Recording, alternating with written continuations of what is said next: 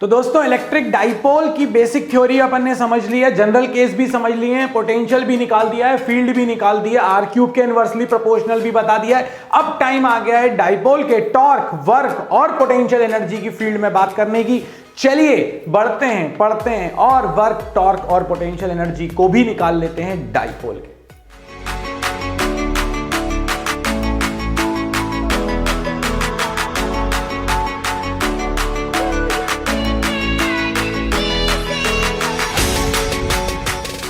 देखो यार, ये क्या है, ये तुम्हारे 11th क्लास के पुराने पाप हैं। मतलब कि टॉर्क का फॉर्मूला अगर याद नहीं आ रहा है तो कोई बात नहीं, बाबा जी हैं। टॉर्क का फॉर्मूला होता है अपने पास force into perpendicular distance of that force from the axis of rotation, या फिर अगर दो फोर्सेस हैं और वो इक्वल एंड ऑपोजिट हैं, ऑब्वियसली जब दो फोर्सेस होंगे इक्वल एंड ऑपोजिट होंगे तो वो कपल बना लेते हैं, नहीं, बॉय गर्ल, दो ऑपोजिट सेक्स एक साथ कपल बन गया। वैसे ही यहां पर दो अपोजिट फोर्सेस होंगे, अगर उन दोनों का मैग्नीट्यूड अपने पास सेम है, अगर मैग्नीट्यूड सेम नहीं होगा तो घूमेंगे तो मगर आगे भी जाएंगे, अपन उस पर बात करेंगे।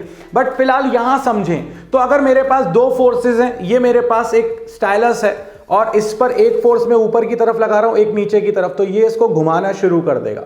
ठीक है, तो उन्होंने ये कहा कि अगर आपके पास दो फोर्सेस हैं और वो एक ही पॉइंट पर नहीं लगे, उनके बीच में कुछ ना कुछ डिस्टेंस है, ये ऊपर लग रहा है ये नीचे लग रहा है, तो ये ऐसे घूम रहा है, ठीक है, सो वो टॉर्क क्रिएट करेगा। तो टॉर्क का फॉर्मूला क्या होता है अपने पास, फोर्स इनटू परपेंडिकुलर डिस्टेंस।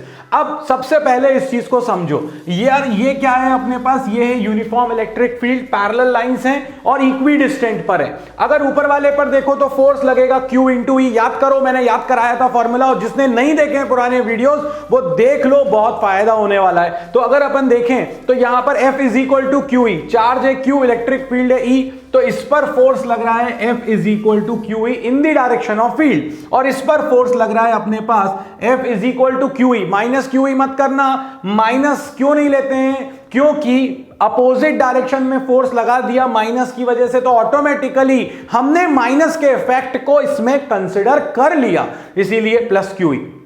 अब आपसे ये कहा गया कि भाई इसकी वजह से टॉर्क होगा, बिल्कुल होगा। अगर तुम गौर से देखो यहां पर तो ये इसकी लाइन ऑफ एक्शन है, मतलब कि इस लाइन के अलोंग लग रहा है, और ये वाला जो है ये इस लाइन के अलोंग लग रहा है। अगर ये इसके लाइन के अलोंग लग रहा है तो इनके बीच की परपेंडिकुलर डिस्टेंस क्या आएगी, ये आएगी इनके बीच की परपेंडिकुलर डिस्टेंस, जिसे अपन कह रहे हैं BC। तो अगर ये हमारे पास टॉर्क हमको निकालना है तो हमें क्या चाहिए था, हमको चाहिए था force multiplied by the perpendicular distance. Force तो हो गया QE, ये हो गया है ना, आप कैपिटल Q लिखो, स्मॉल q लिखो, जो भी, अगर यहां कैपिटल Q दिया है तो यहां कैपिटल Q लिख देंगे, ठीक है। इसके बाद परपेंडिकुलर डिस्टेंस क्या हो जाएगी, BC, यही होगी ना परपेंडिकुलर डिस्टेंस। अगर ये होगी तो यहां पर अपने पास ये परपेंडिकुलर डिस्टेंस निकालने के लिए क्या तुमको ये ट्राइंगल दिख रहा है, ये वाला ट्राइंगल, अगर ये ट्राइंगल तुमको दिख रहा है तो ये अपन से ये कह रहा है कि परपेंडिकुलर डिस्टेंस है BC, और मुझे ये डिस्टेंस पता है दोनों चार्जेस के बीच में, जिसको अपन बोलते थे डाइपोल की लेंथ, ये लेंथ कितनी दे रखी है अपन को, x। तो अपने पास आ जाएगा BC upon x is equal to sine theta, और यहां पर जैसे ही तुम BC की वैल्यू निकालोगे तो वो आ जाएगा x साइन थीटा। अब गौर से देखो तुम यहां पर, ये है तुम्हारे पास Q और ये है तुम्हारे पास x, charge multiply by the distance between the two charges, dipole moment कहलाता है, ये बन जाएगा आपका P, E तो वैसे का वैसा आ जाएगा साइन थीटा।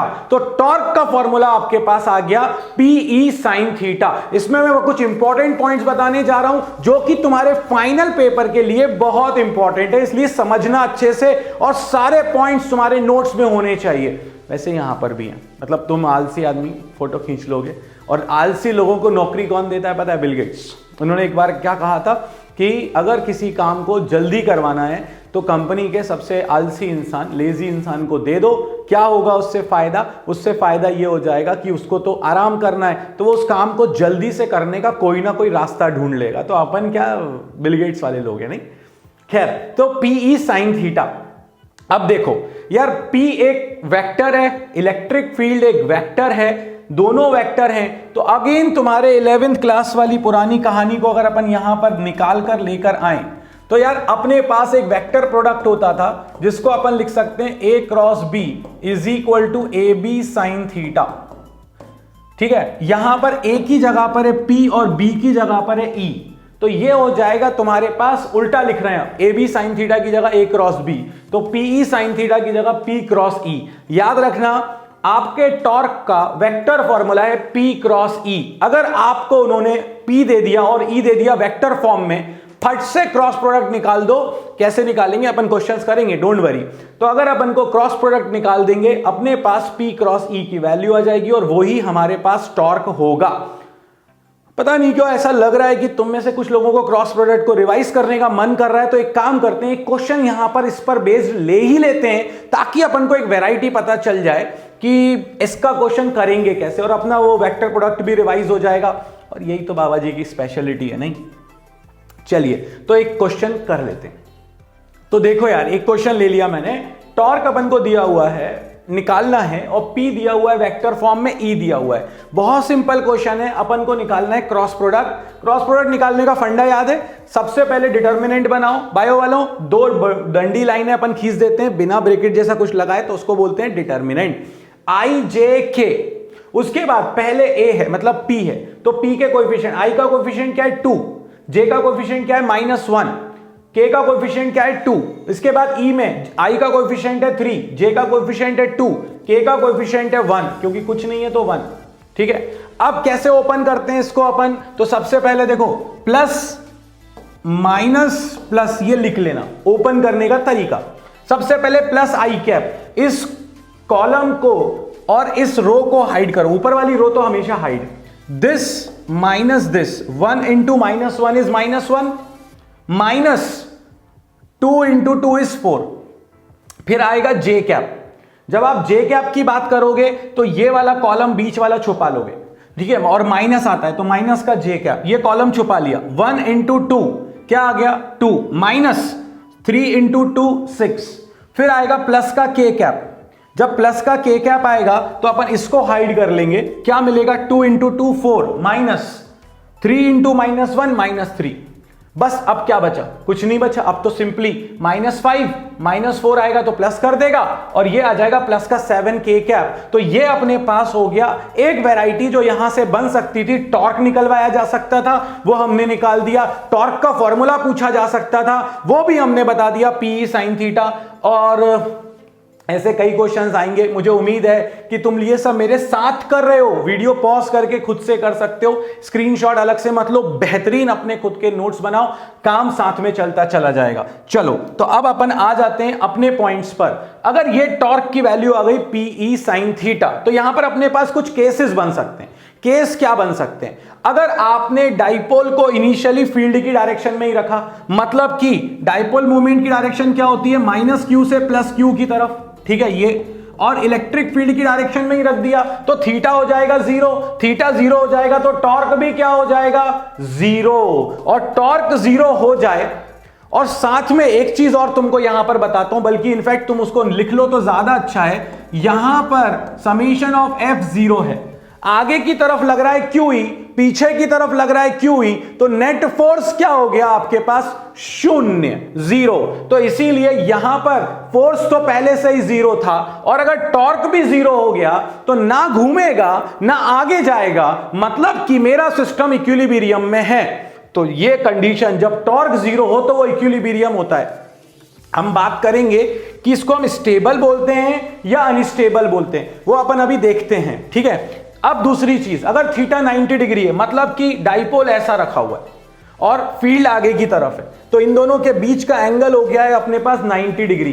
जब 90 डिग्री होगा तो टॉर्क उस समय मैक्सिमम हो जाता है और ये PE हो जाता है। ऑप्शंस में टाउ मैक्स कहीं पर लिखा हो तो समझ लेना कि वो PE दिखाने की कोशिश कर रहे हैं आपको। इसके बाद थीटा की वैल्यू 180 डिग्री, मतलब कि कुछ ऐसा हो गया यार, -q से +q, डाइपोल मोमेंट इस तरफ और इलेक्ट्रिक फील्ड इस तरफ। साइन 180 जो होता है वो 0 होता है, 0 होता है। इसका मतलब है कि टॉर्क क्या हो जाएगा फिर से 0, मतलब ये भी इक्विलिब्रियम की कंडीशन है। अब मैं तुमसे एक चीज पूछता हूं, जरा मुझे जरा बताने की कोशिश करो। अगर मैं आपसे कहूं कि यार आपके पास एक ऑब्जेक्ट है जिसको आपने ऐसे बैलेंस करके रखा हुआ है, ऐसे रखा हुआ है और एक बार आपने उसको ऐसे बैलेंस किया हुआ है, ठीक है, ये रखा हुआ है सरफेस के ऊपर ऐसे, ठीक है। अगर आपने इसको हल्का सा भी धक्का दिया तो ये पूरा गिर जाएगा, वापस आएगा क्या? और इस कोन को अगर आपने जरा सा टिल्ट किया, सपोज करिए इस कोन को आपने इस पोजीशन में ला दिया, तब भी ये कोन वापस अपनी ओरिजिनल स्टेट में आ जाएगा, थोड़ा सा धक्का दिया तो वापस आ जाएगा। तो इसीलिए जब ये कंडीशन अपने पास बनती है, तो अभी तो रुका हुआ था, बैलेंस था, इस स्टाइलस को मैंने बैलेंस कर लिया, बट किसी ने हल्का सा भी इधर किया तो ये वापस नीचे चला गया। तो ये जो चला गया इसको अपन बोलते हैं अनस्टेबल इक्विलिब्रियम। इक्विलिब्रियम तो था मगर अनस्टेबल, और इस केस में अपन इसको बोलते हैं स्टेबल इक्विलिब्रियम। मतलब कि ये वापस आ रहा है अपनी ओरिजिनल स्टेट पे। अब इसी चीज को जरा यहां पर देखो, अगर डाइपोल पहले से फील्ड की डायरेक्शन में, ये फील्ड क्या चाहती है, QE को आगे की तरफ लाना चाहती है और माइनस QE वाले को पीछे की तरफ, मतलब माइनस Q को। तो अगर आपका पहले से डाइपोल ऐसा है, आपने उसको टिल्ट करके ऐसा कर दिया, तो ये वापस आना चाहता है, वापस आना चाहता है। इसका मतलब है कि ये तो थोड़ा सा टिल्ट किया मगर वो वापस आ गया, तो स्टेबल। तो 0 डिग्री पर आपको कैसा इक्विलिब्रियम मिलने वाला है? Stable equilibrium. अगर आप इसी चीज को यहां पर देखो 180 डिग्री पर, 180 डिग्री पर पता है क्या हुआ? 180 डिग्री पर यह हुआ कि इधर था प्लस Q, इधर था माइनस Q, एंगल था 180। तुमने इसको जरा सा घुमाया, जरा सा, तो प्लस Q वाले पर फील्ड की डायरेक्शन में ऐसे फोर्स लगेगा आगे की तरफ, और माइनस Q वाले पे अपोजिट। तुमने ये ऐसा रखा हुआ है तो टॉर्क 0 है, इक्विलिब्रियम है, मगर जरा सा भी घुमाया तो ये प्लस Q आगे आ जाएगा, ऐसा घूम के पूरी तरह से आगे। क्यों? क्योंकि ये फील्ड ऐसा घुमा रही है इसको, तो तुमने जरा सा घुमाया, वो पूरा घूम के 0 डिग्री वाली कंडीशन बन गया। इसका मतलब इक्विलिब्रियम तो था मगर हल्का सा घुमाने पे वो डिस्टर्ब होके पूरा का पूरा आगे आ गया, 0 डिग्री पे आ गया। इसीलिए इसे अपन बोलते हैं अनस्टेबल इक्विलिब्रियम। और ये याद रखना, unstable equilibrium theta 180 degree, P और E के बीच में। स्टेबल इक्विलिब्रियम आपके पास 0 डिग्री, किसके केस में? जब P और E के बीच का डिग्री 0 हो। तो ये हमारे पास आया टॉर्क से रिलेटेड कुछ कहानी। अब बाबा जी आपको लेके चलते हैं बूटी जोन में, ताकि आप इन सारी चीजों को आसानी से एक बार में मेमोराइज कर सको। बाबा की बूटी सेक्शन में आपका स्वागत है। चलो तो भाई बूटी जोन में आप सभी का स्वागत हो गया। यहां पर ये कहते हैं कि यार कुछ मत करो, आप तो एक काम करो, यहां पर फट से क्या बना लो, एक quadrant. 0 degree, 90 degree, 180 degree, 270 degree.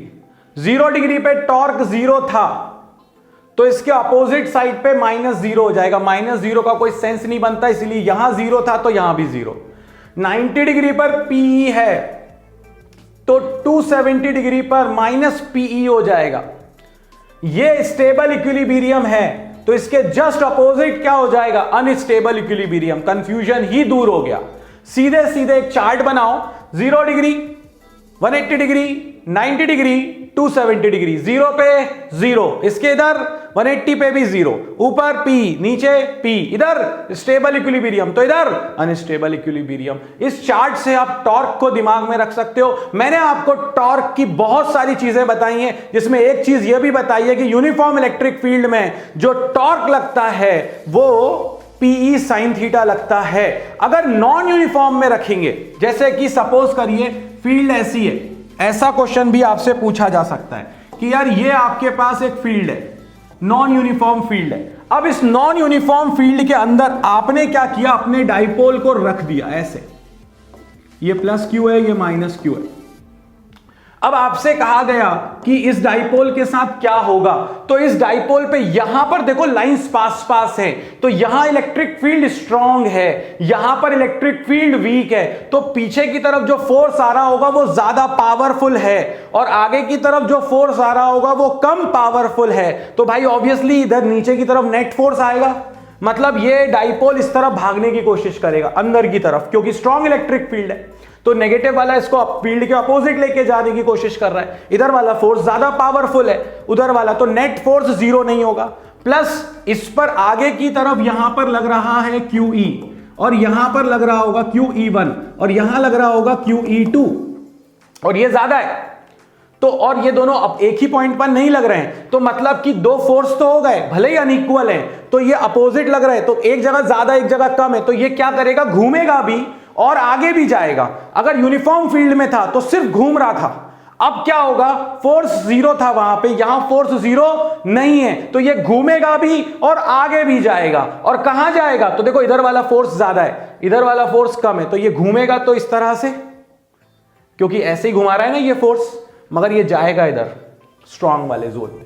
ठीक है, तो ये आपके पास था एनालिसिस की नॉन यूनिफॉर्म फील्ड में क्या होगा। मैंने सारे पॉइंट तुम्हारे सामने कवर करे हैं, मजा आ जाएगा इतने कम टाइम में, और ये है तुम्हारे लिए वो बूटी। अब अपन इसके बाद बढ़ेंगे वर्क की तरफ, बट पहले ले लो इसका स्क्रीनशॉट।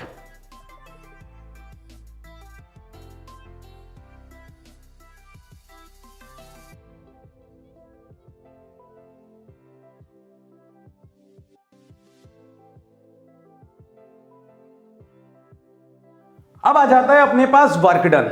भाई अब वर्क डन का डेरिवेशन बिल्कुल मत करना। देखो आपका डाइपोल पहले ऐसा रखा हुआ था, मान लेते हैं कि ये डाइपोल ऐसा रखा हुआ है, ये इनिशियली ऐसा है, और ये फील्ड के साथ कितना एंगल बना रहा है, थीटा, ये θ1। उसके बाद आपने इसको थोड़ा सा घुमा दिया, तो अब नया एंगल जो बन रहा है वो बन रहा है θ2।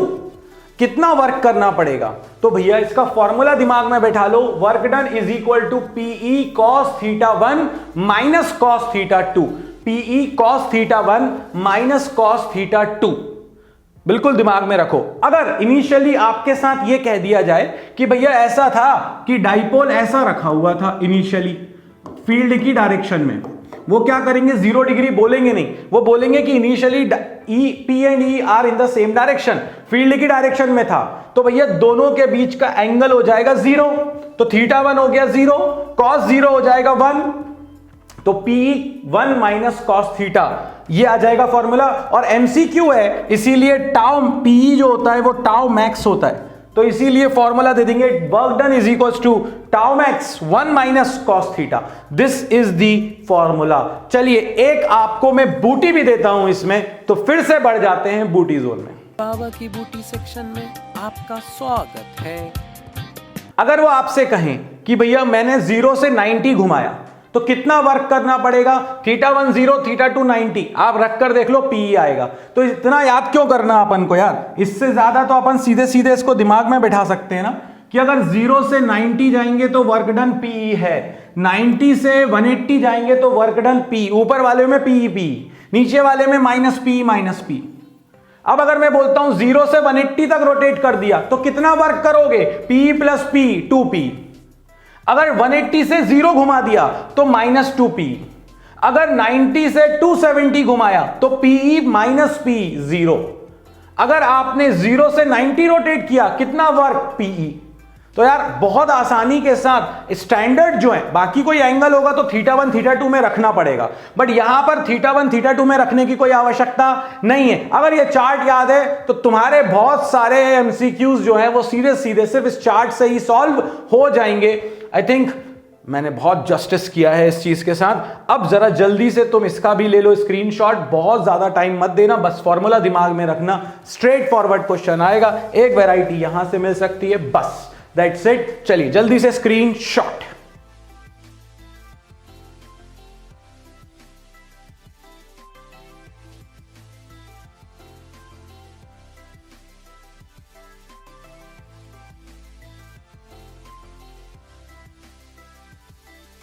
अब अपने पास आएगा कि पोटेंशियल एनर्जी निकाल कर लाओ डाइपोल की। पोटेंशियल एनर्जी निकालने के लिए फॉर्मूला जो ये दिख रहा है ना, मैं तो कहता हूं कि वर्क डन वाला ही याद रखो। देखो पोटेंशियल एनर्जी कैसे निकालते थे अपन, जब भी कभी करते थे ना, अपने दिमाग में एक चीज बहुत ज्यादा आती है, और वो चीज क्या आती है कि अपन mgh पर बहुत काम करते हैं। तो अपन ये कहते हैं, किसी एक चीज को रेफरेंस बना देते हैं ना, तो अगर मैं आपको कहूं कि मैं h हाइट तक लेके जा रहा हूं, तो इसकी पोटेंशियल एनर्जी हो जाएगी mgh, और रोक के रखा हूं तो काइनेटिक एनर्जी हो जाएगी 0।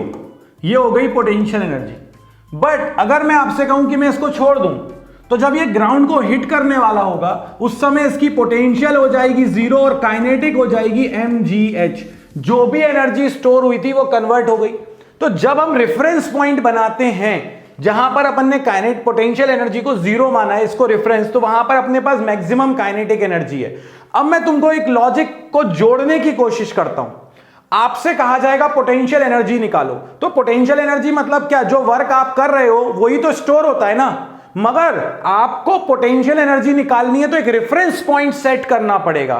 तो दोस्तों जब अपन यूनिफॉर्म इलेक्ट्रिक फील्ड के अंदर होते हैं तो मैंने क्या कहा, जब काइनेटिक एनर्जी मैक्सिमम है तो पोटेंशियल एनर्जी क्या है आपकी, रेफरेंस के लिए आपने उसको जीरो मान लिया। तो ये बताओ, अगर मेरे पास ये एक डाइपोल है जो 90 डिग्री पर है, इस केस में यहां पर जो टॉर्क आएगा वो मैक्सिमम आएगा PE, और जब किसी चीज को घुमाने के लिए मैक्सिमम टॉर्क लग रहा होगा उस समय उसकी पोटेंशियल एनर्जी क्या हो जाएगी, भैया मैक्सिमम टॉर्क लग रहा है तो घूमने की पूरी कोशिश में है, इसीलिए अपन ने उस समय उसको रेफरेंस बना दिया पोटेंशियल एनर्जी को और कंसीडर कर लिया जीरो।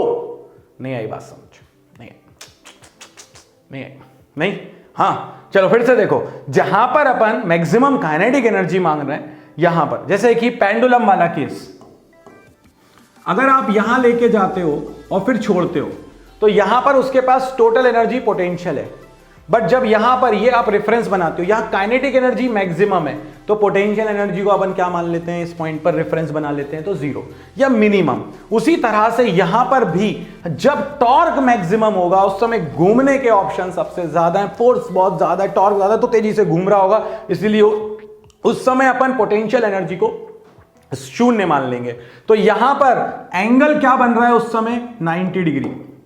तो जो वर्क डन का फॉर्मूला था PE cos θ1 माइनस cos θ2, θ1 की जगह पर 90 रख दो। अगर आप 90 से कहीं पर भी लेके जा रहे हो तो जो वर्क है वो पोटेंशियल एनर्जी के फॉर्म में स्टोर हो रहा है। तो क्यों, क्योंकि रेफरेंस अपना ये है। अगर पोटेंशियल एनर्जी निकालनी है तो कहां से लेके जाओ, जहां पर उसको जीरो मान के रखा है। जीरो कहां पे मान के रखा है अपन ने, रेफरेंस कहां पे माना है, 90 डिग्री पर, तो 90 डिग्री हो गया रेफरेंस, तो cos 90 क्या हो गया, जीरो। तो ये आ गया PE माइनस का cos थीटा, यानी कि माइनस PE cos थीटा। अब पोटेंशियल एनर्जी याद हो गया और तुम्हें यह भी समझ में आ गया कि अपन ने रेफरेंस को 90 डिग्री क्यों लिया है, माइनस PE cos थीटा। और इसमें भी मैं तुमको एक बूटी वाला चार्ट दे देता हूं, अगर तुम देखो तो यहां पर 0 डिग्री के केस में यहां cos 01 potential energy will be minimum minus PE। अगर इसके अपोजिट जाओगे तो माइनस PE की जगह क्या आ जाएगा, प्लस का PE मैक्सिमम। अगर आप यहां पर देखो 0 डिग्री 90 डिग्री पर पोटेंशियल एनर्जी आ जाएगी जीरो, तो अपोजिट में भी जीरो, यहां माइनस P, यहां प्लस P, यहां जीरो, यहां जीरो। तो ये आपके पास, और ये मिनिमम है और ये मैक्सिमम है, तो ये आपके पास पोटेंशियल एनर्जी का भी चार्ट बन गया। हमने पोटेंशियल एनर्जी भी समझ लिया, वर्क भी समझ लिया, टॉर्क भी समझ लिया, वो भी 20 मिनट के अंदर शायद। तो कितना अली है ना, लगभग 20 के आसपास, यानी कि बहुत कम टाइम में क्वेश्चंस भी कर लिया और हमने टॉर्क वाला, तो ये काफी है। जल्दी से स्क्रीनशॉट लो।